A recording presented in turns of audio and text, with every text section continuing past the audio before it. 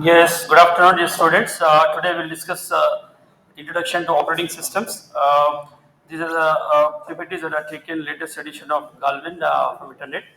Fine. Looking at the contents that we're going to discuss for today. What is an operating system? Computer system organization, operating system structures, operating system operations, process management, memory management, storage management, protection and security, kernel data structure, computing environment, open source operating systems, computing system architecture. Okay? The objective behind learning operating system are probably the introduction to this particular operating system chapter is to describe the basic organization of the computer systems, to provide a grand tour of the major components of operating system, to give an overview of the many types of computing environments, and to explore several open source operating systems. Now coming to what is an operating system. As we know, that there are a lot of definitions probably available for operating system. That operating system is an interface between the user and the hardware. It provides the resources required for the task to carry out rather, right? And a very generic definition, and the other way around, a diplomatic definition if you probably give, you can say it is a government, right? Like how Indian government and the Telangana government, it's like a government kind, right? Where you know that government does nothing. It does just provide you the environment, right? Government just provides you the environment to carry out that respective task by being coordinated with each other, rather, right? So it provides a friendly environment for the people who want to carry out their respective tasks. But on the other way around, if you see, probably government does nothing. Similar to that, you can say operating system. It's like a government on your computer, the other way around, right? But here we'll see in this particular slide, the definition which is given here, a program that acts as an intermediary between a user of a computer and the computer hardware, right? Operating system goals, if you probably look at, it executes the user programs and makes solving user problems easier, right? It will provide you a friendly environment to execute your programs. Make the computer system convenient to use. You can probably use your, computer in a more friendly manner, rather, right? Use the computer hardware in an efficient manner. If you look at the computer system structure, the computer system is divided into four components majorly, right? Hardware you find and which provides the basic computing resources such as CPU, memory, I/O devices, and you have an operating system that controls and coordinates use of hardware among various applications and users. Application programs defines the way in which the system resources are used to solve the computing problems of the user. Like for example, word processor, compiler, web browser, database system, video games are some of the application programs, right?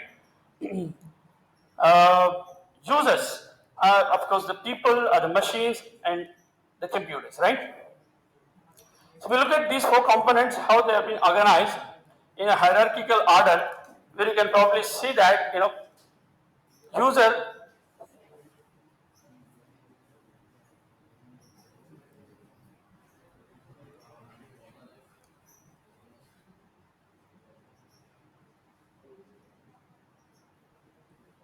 Yeah, user is the end product, fine.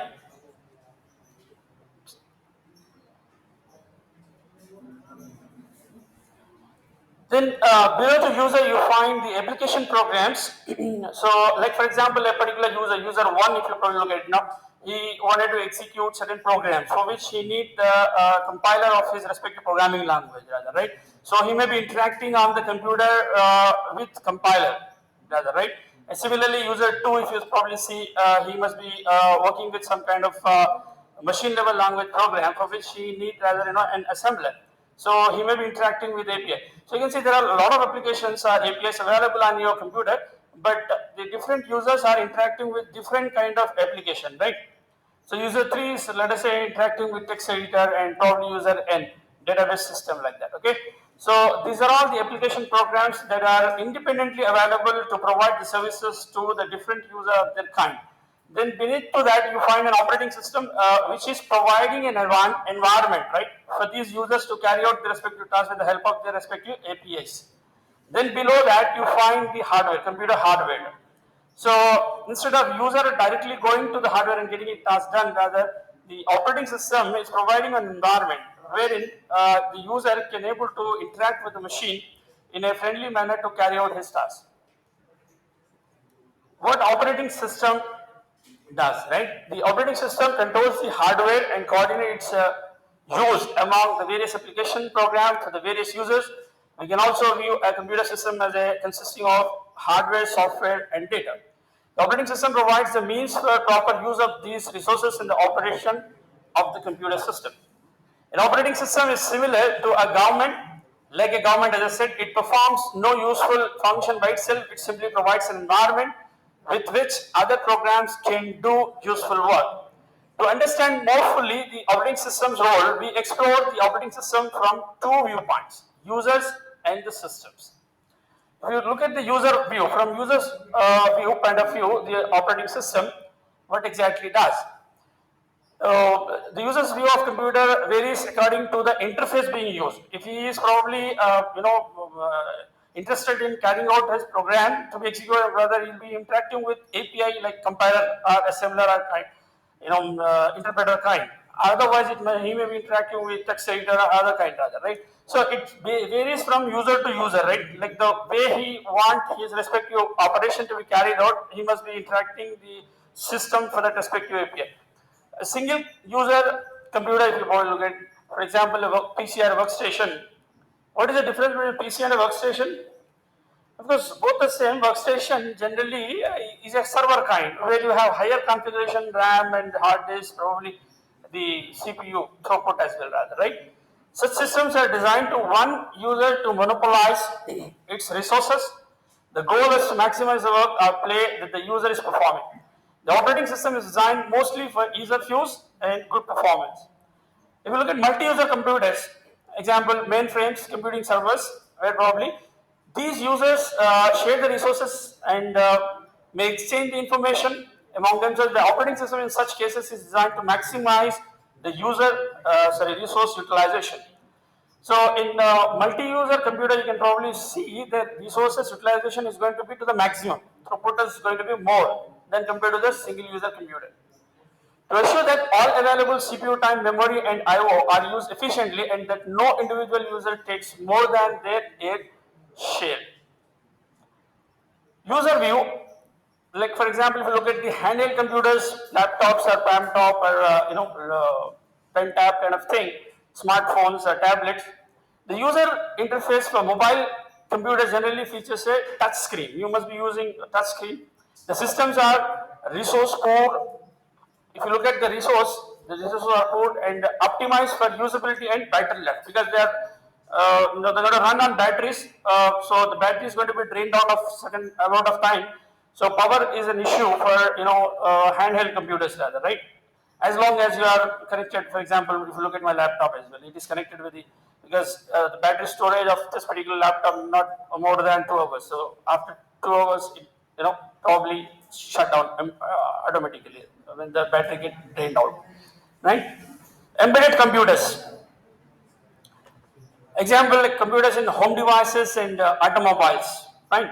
In automobiles, you have control devices, right? Which controls the entire resources of that particular, car or your truck kind of thing. The user interface may have numeric keypads and may turn indicator lights on and off to show the status. The operating system are designed primarily to run without user intervention, right? It's going to be automatic rather, right? With the help of a small switch. From system point of view, if you look at, from the computer's point of view, the operating system is the program most intimately involved with the hardware. There are two different views you can probably, or perspectives of system you can see. The operating system is a resource allocator. This is one important, aspect, the feature of the operating system, you can say, which manages all the resources. The resources available in your computer system are going to be managed by the operating system in order to ensure that all the applications and the programs are able to get that respective resources as and when it is required, rather, right? Without having to wait for a longer enough time. Decides between conflicting requests for efficient and fair resources. If you have multiple processors are competing for the same kind of resource, then managing them to ensure and at the same time to get their respective tasks to be carried out within their stipulated amount of time. The operating system is a control program that controls the execution of the program to prevent the errors and improper use of a computer. Defining an operating system, uh, no universally accepted definition of what the OS is, right? As I said, there are a lot of definitions probably you can give. From your point of view, from user's point of view, we have seen certain definitions, right? Based on his requirement, his perspective, there are some couple of definitions, and from system point of view, we have seen some couple of definitions. So there is no proper definition you're able to find. It's going to be varied from the user to user rather. Right? Operating system exists to, there are certain definitions which are for sure from academic point of view, right? That we have discussed in the last class as well rather, right? And we'll see in the subsequent slides as well. Operating system exists to offer the reasonable way to solve the problem of creating a usable computing system. The fundamental goal of computer system is to execute the program and to make solving user problem easier. Since bare hardware alone is not particularly easy to use, application programs are developed. You cannot directly get your tasks executed with the help of the hardware unless you have some kind of middleware architecture. This API is something like middleware. Then we've got when we have moved from 3-tier to n-tier, there are a lot of middleware architectures came into being. So that are going to provide you some kind of easy environment for moving, from one particular, domain to another domain. Now, because you can see computers are being integrated with all such kind of domains. It's an interdisciplinary kind of thing where from one domain when you are switching to another domain, you need some kind of, bridge. That bridge is going to be developed with the help of this middleware architectures, and APIs are also doing the same thing on a single computer, if you probably see, right? It is probably acting as a bridge between the hardware and the user applications, right? This program requires certain common operations, such as those controlling the IO devices. The common functions of controlling and allocating resources are brought together into one piece of software, the operating system. A simple viewpoint is that it includes everything a vendor ship when you order the operating system. The features that are included vary greatly across the systems. Some systems take up less than a megabyte of space and lack even a full screen editor. Some systems require gigabytes of space and are based entirely on graphical Windows system. Probably, early days there were text editors. Probably Unix still you have both kind of options available.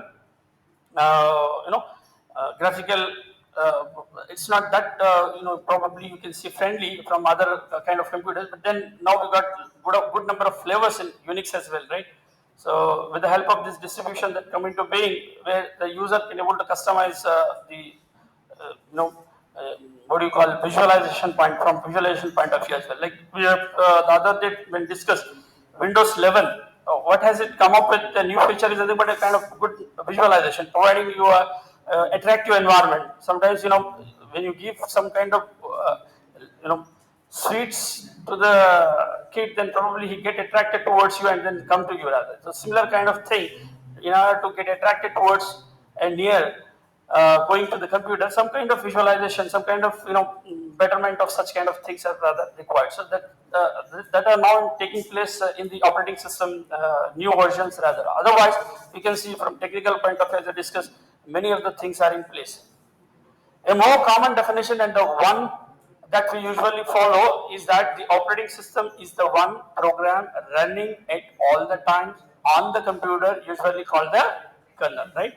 Once the operating system get loaded, right, after the bootstrap loader program, start getting executed. Your kernel is available, it is ready to provide the services in the background. The services we call it as a daemon process, right? But now to initiate the subsequent, there is a init process you find in Linux, right? There is an init process first that will be invoked first, and this init process will subsequently invoke the other processes to provide the services of different kind what a user other require in the form of processes they are running in the background. We are calling them as a daemon process, right? So along the kernel, there are two other type of programs that you find is system programs which are associated with the operating system but are not necessarily part of the kernel, sometimes are not necessarily. Application programs, which include all the programs not associated with the operation of the system, right? The emergence of the mobile devices have resulted in an increase in the number of features that constituting the operating. As I said, after the mobiles came into being, probably early 2000, you can see the number of mobile, and the research that have been started in the mobile.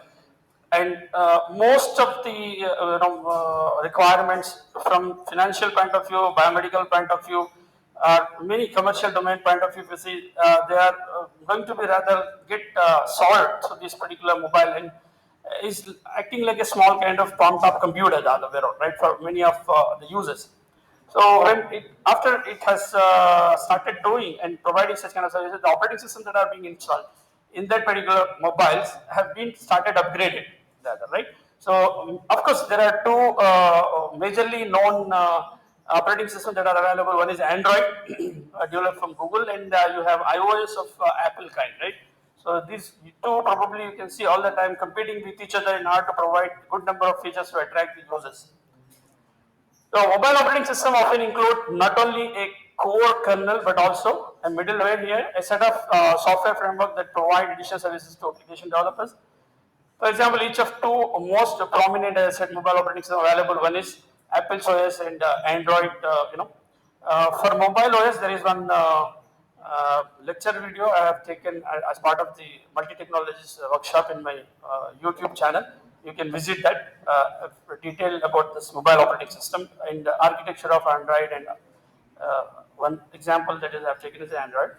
But before that, you can see right from the evolution of the mobile operating system and how that work and how its necessity in today's life is rather required. Evolution of computer system, you can see hardware at the end, at the bottom, then of course user at the other end, right? But then in between the hardware and the user, you can see operating system, then you can see the applications, and then probably database system is a kind of API here. In order to implement all this, of course, the computer system organization is very much important. Computer organization, right? Right from one human architecture, a lot of development, in computer architecture as well took place after stored program organization came into being. Then memory, when started initially to store only the instruction data, then it has been extended with stack part, and then you can see in order to increase the memory average access time, we have added cache, right? And that way probably you can see a lot of development from the hardware point of view also took place, and virtual memory concept that makes required data available at all the times without having to open the entire data when the file is a very bigger kind, rather, right? So with the help of paging kind of concept, which probably we study as part of your memory management in the fifth unit. So this particular chapter which I am discussing, this is giving you the complete glance of the entire 5 units here, right?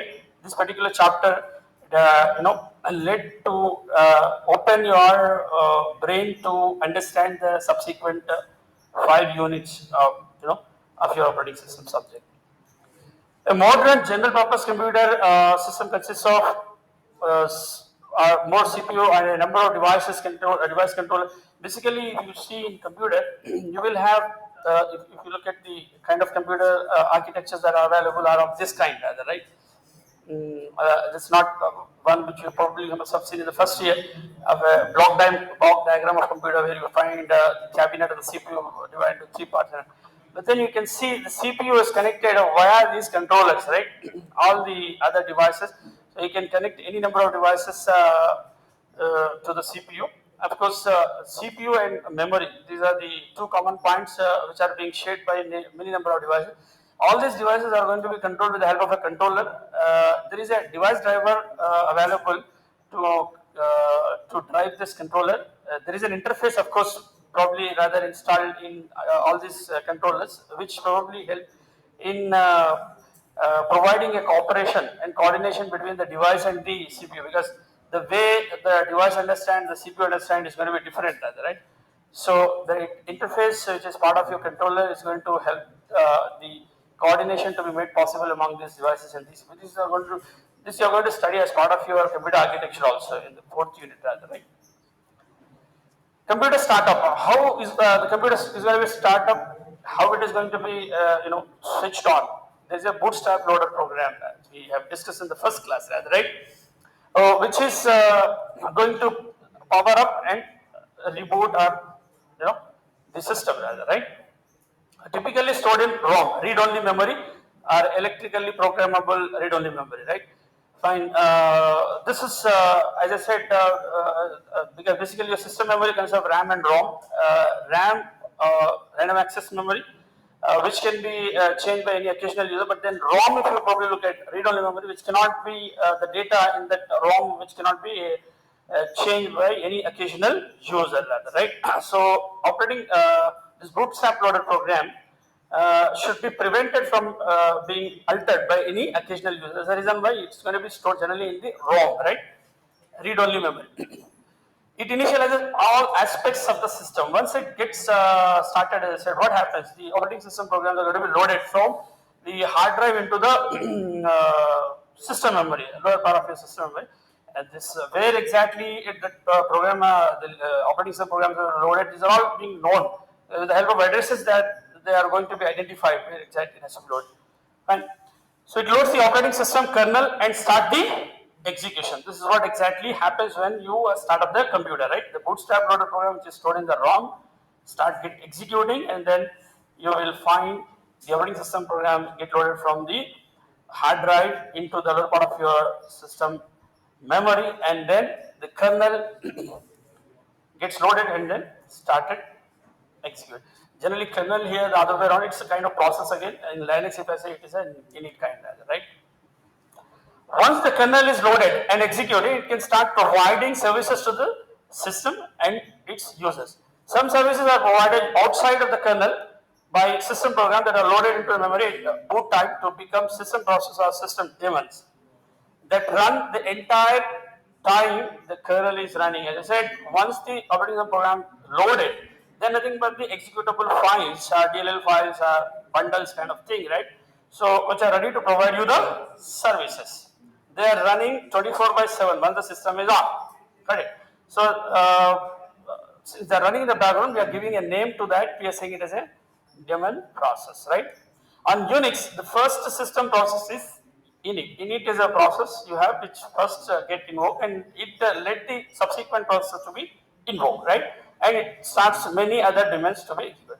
Once this phase is complete, the system is fully booted. The system waits for some events to occur. Event is something like you are pressing some key, or if you have touch screen, you are touching the screen, or right. So some kind of event probably until happens that they are available in the background. They are just running and ready to provide the service. The occurrence of an event is usually signaled by an interrupt. Actually, if you look at the operating system, the how the services are going to be provided to all the users, and how the operating system is going to be rather implemented on your computer is with the help of interrupts. It's a completely interrupt-driven system, right? So it's a, what do you mean by an interrupt? Basically, a signal, rather, right? A signal is going from one system, one resource to another resource.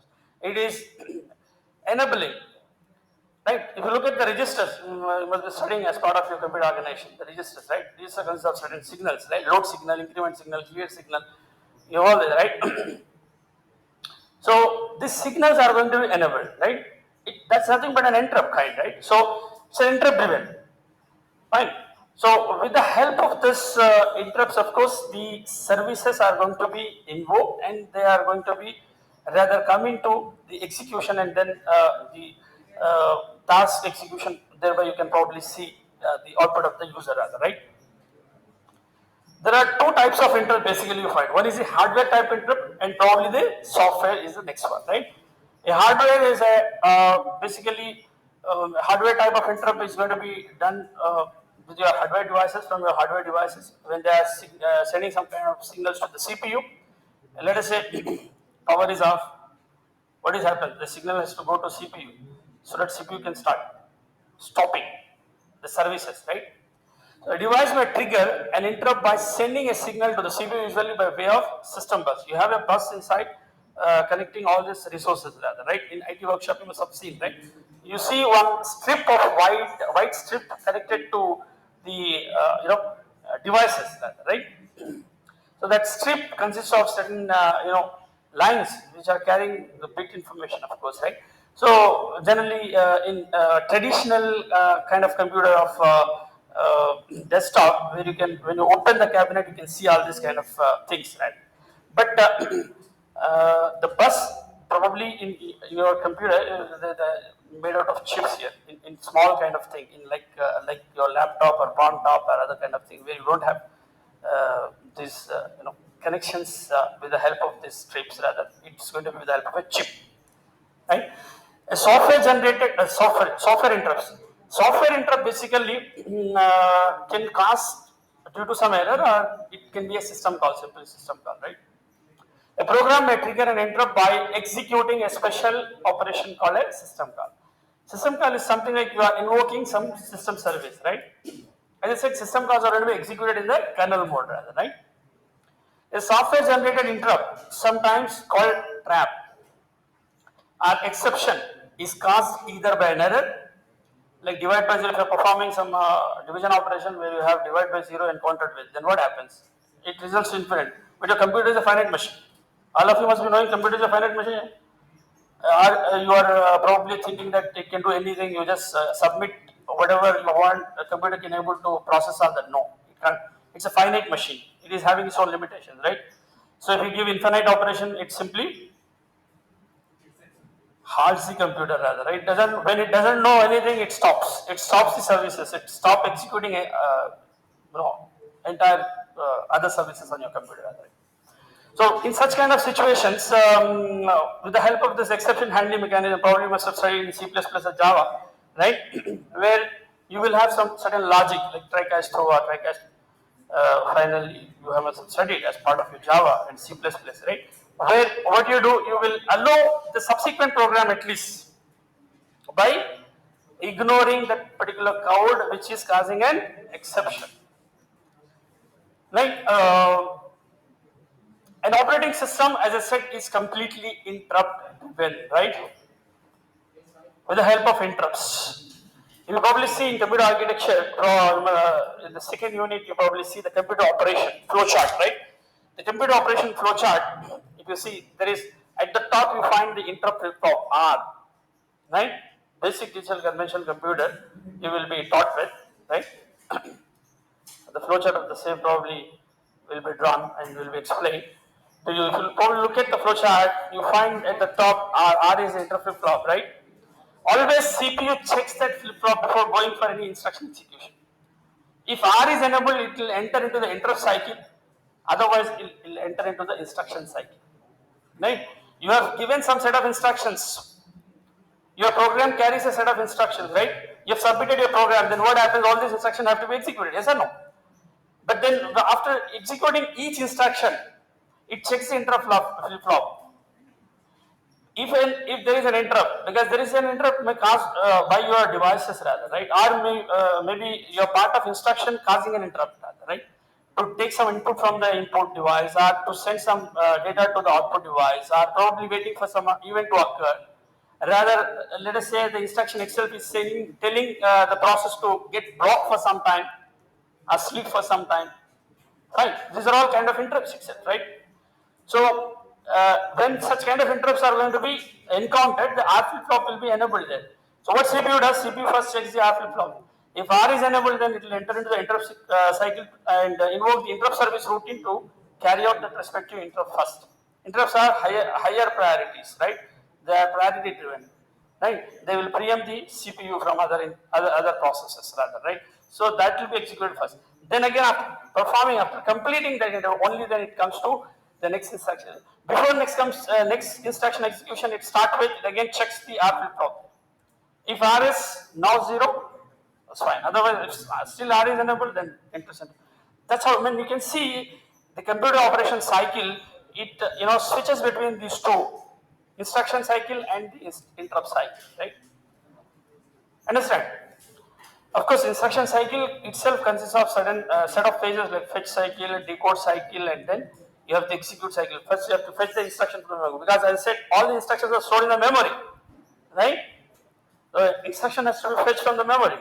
That is called fetch cycle. Fetch is a one phase actually as part of your instruction cycle. Once the instruction is fetched, made it available on your system in the processor registers, right? In instruction, for example, if you go with digital convention computer, you have an instruction register wherein that instruction after being fetched is available.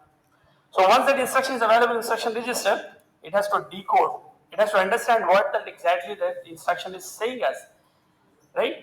It consists of opcode, it consists of address field, address of the operand. Because if you have to carry out an operation like addition operation, you will be carrying out on some operands, right? So where that operands are available? The operands of course are available in the memory, but their address. Only when you know the address of the operand, you can probably rather fetch that operand from the memory and make it available in the processor register, like data register. Okay.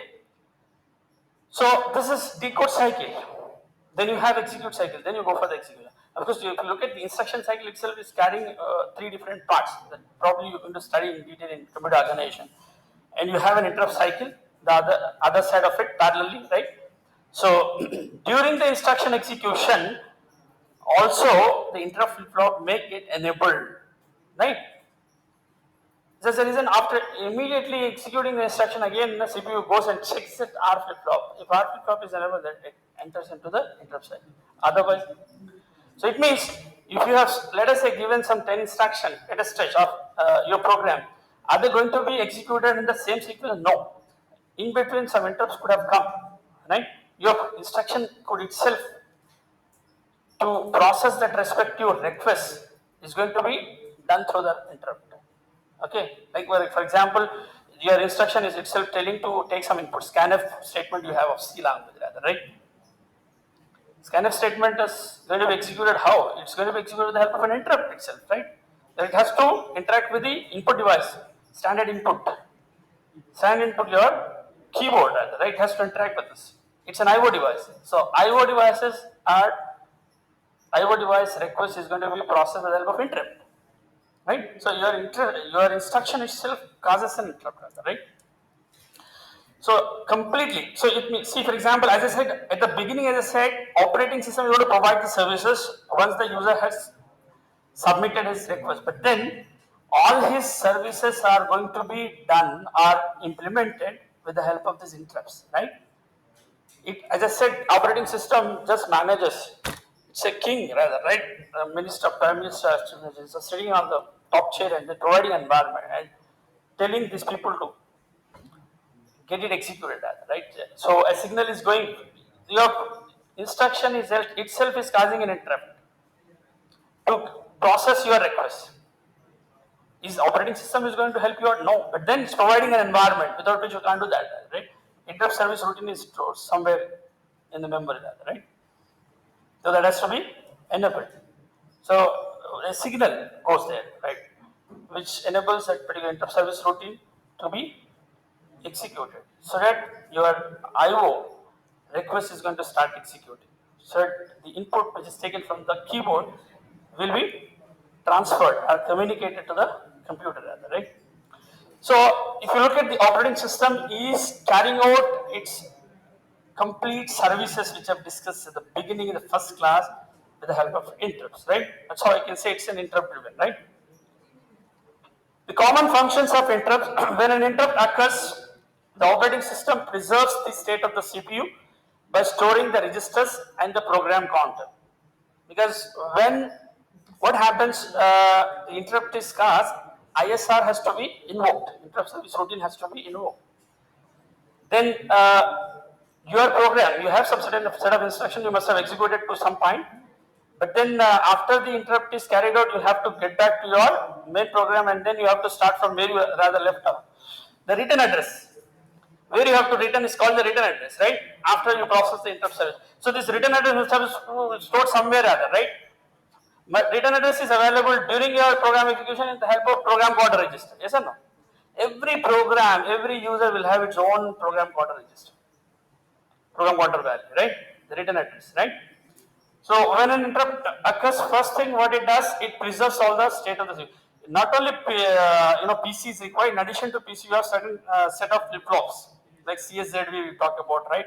And we have set of flip flop and set of registers, processor registers like you have IR, DR, SC, and all kind of thing, right? So altogether, as I said, it's going to be PSW, which is going to be stored somewhere, rather, right? So generally, there are different places with which probably it can store. One is at some specified location. Probably in computer organization, you must be studying about it. Three different types of storage. The last one is its stack, right? Now, all our such kind of requests are being implemented with the help of stacks. It determines which type of interrupt has occurred first and transfer the control to the interrupt service routine. An interrupt service routine is a collection of routines, modules, each of which is responsible for handling one particular interrupt. Example from a printer, from a disk, or from a keyboard kind of thing, right? The transfer is generally through the interrupt vector, right?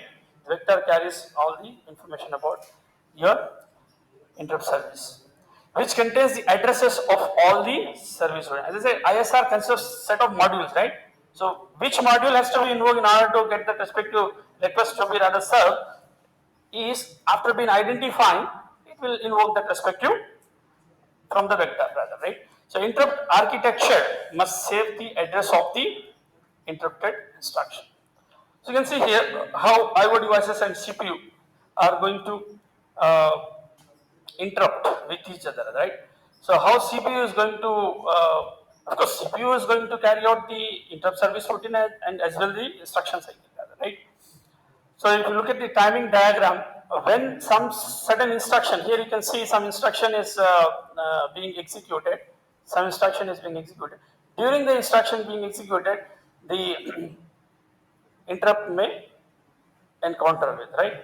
So once the execution is done, then it has to first address this particular interrupt before it goes for the next instruction, right? So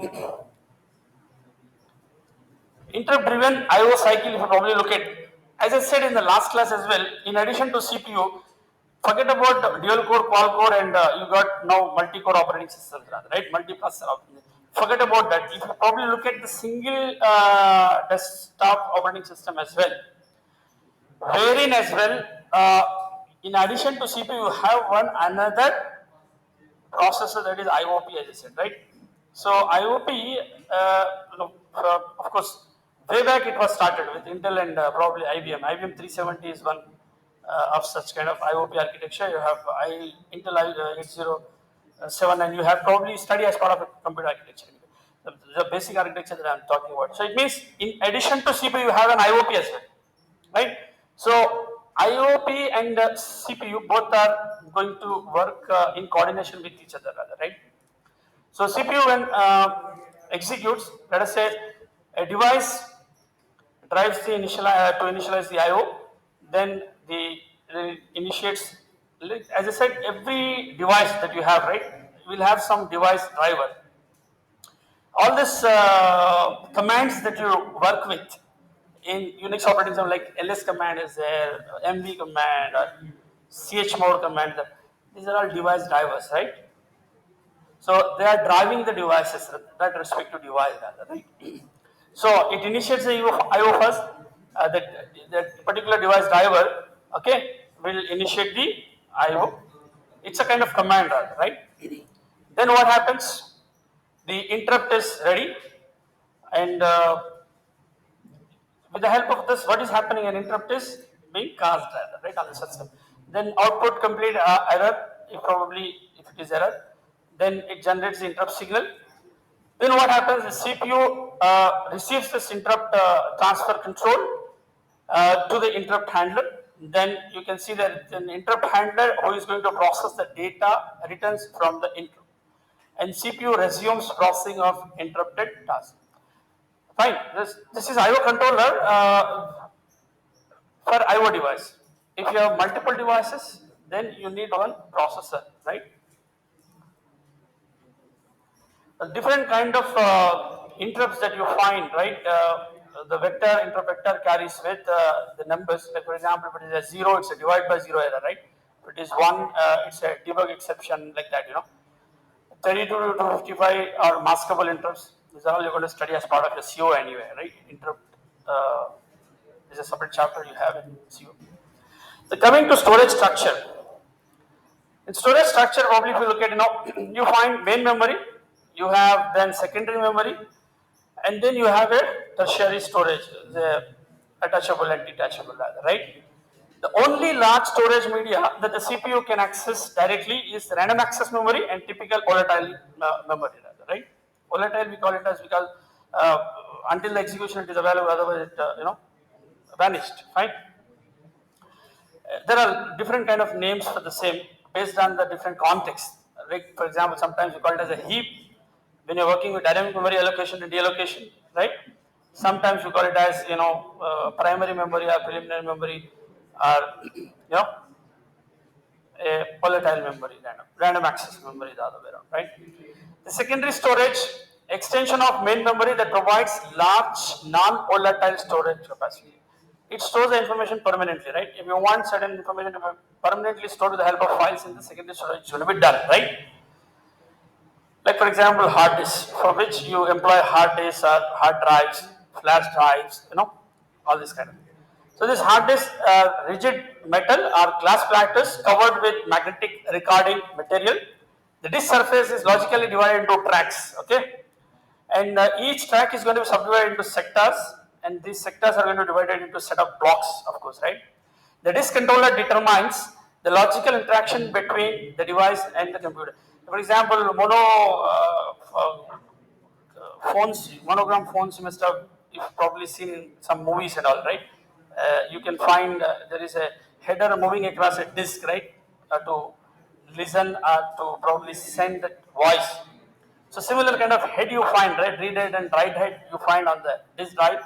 So which is going to when touch that respective block or sector, it reads that information, or it has to write as per the command. Then it writes in that particular place by overriding the existing one, rather, right? So for this, of course, we have descheduling algorithm, right? As I said, we'll probably see that in fifth unit, right? Solid state disk determine the logical interaction between the device and the computer. Then you have a solid state disk, the faster uh, than the hard disk. They are non-volatile. Various technologies are now have come up, of course, right, in, which are popular in this. Of course, we got now flash drives. Probably your pen drive is a flash drive kind, right? Storage definition. The basic unit of computer storage is the bit. As I said, it's going to be just a how the bit is going to be constructed with the help of a flip flop, right? Your simple JK flip flop, which is carrying either zero or 1. If you combine, let us say, 8 bits, 8 flip flop cascaded together, then you call it as a byte. Okay, so a byte is a 8-bit, as you know, right? And probably in computer architecture terminology, you read the data and then write the data in terms of words. Words basically consist of certain set of bits, of course, right? It could be 16-bit or 32-bit. It's a power of 2 rather, right? 64-bit kind of. Like word processor, your CPU, configuration is also going to be measured in terms of this word size available to the particular computer system.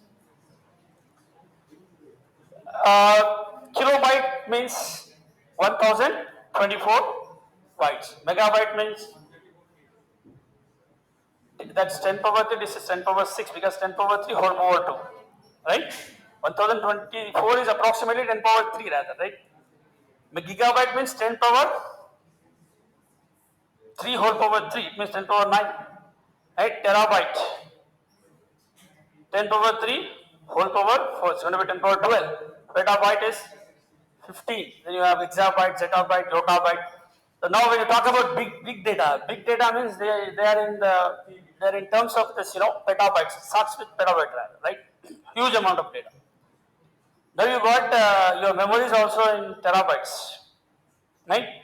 A big workstation probably consists of in petabytes, of course, right? Supercomputers probably, if you go with, you find flops basically there, right? Megaflop, gigaflops, teraflops, like that. Computer manufacturers often round up these numbers and say that a megabyte is a 1 million byte and gigabyte is a 1 billion kind of thing. Right? Storage system organized in hierarchy, speed, cost, and volatility. Caching, as I said, in order to increase the memory average access time, caching is basically employed, right? In order to increase the speed of hard drive, you have a main memory is your RAM. In order to increase its time, you have a cache. Your RAM is 1000 times faster than a hard drive, and probably your cache is more than 15 to 20 times faster than your RAM, right? Device drivers. For each device controller, there is a device driver you have to manage I/O operations, right? It provides uniform interface between the controller and the kernel. If you look at the storage device hierarchy, at the bottom you find the magnetic tapes or drives, your hard drive. Then above it you can find optical disk or magnetic disk, then non-volatile, main memory. These are all the right from smaller to bigger, right? Smaller size. Registers generally you can employ with 16-bit, 32-bit, 64-bit. Right? You will call it as processor registers if they are part of the processor. In CPU, you have a memory unit as well, right? So that memory unit basically consists of set of registers. Fine. So generally, CPU configuration is going to be termed in terms of that, right? So they are going to be of some limited size. It can't be 1 kilobyte because it is quite expensive. Fine. The circuitry that you probably use, the latch circuitry is quite expensive because it's quite faster. So in order to increase the fastness, the expensiveness is proportion to the same rather, right? So you don't go for hiring higher size of registers, higher capacity registers, right? But in hard drives you can have right magnetic tape, smaller to larger. Smaller is faster, and probably at the same time you can see larger is a slower one, right? From accessing point of view, right? I/O structures. A general purpose, yes. A general purpose system consists of CPUs and multiple device controllers that are connected to a common bus. All the registers, yes, all the registers are going to be connected with a common bus. You will probably study this common bus architecture in computer organization, of course, right? So all they are connected with this common bus. The data is going to be flown across this bus.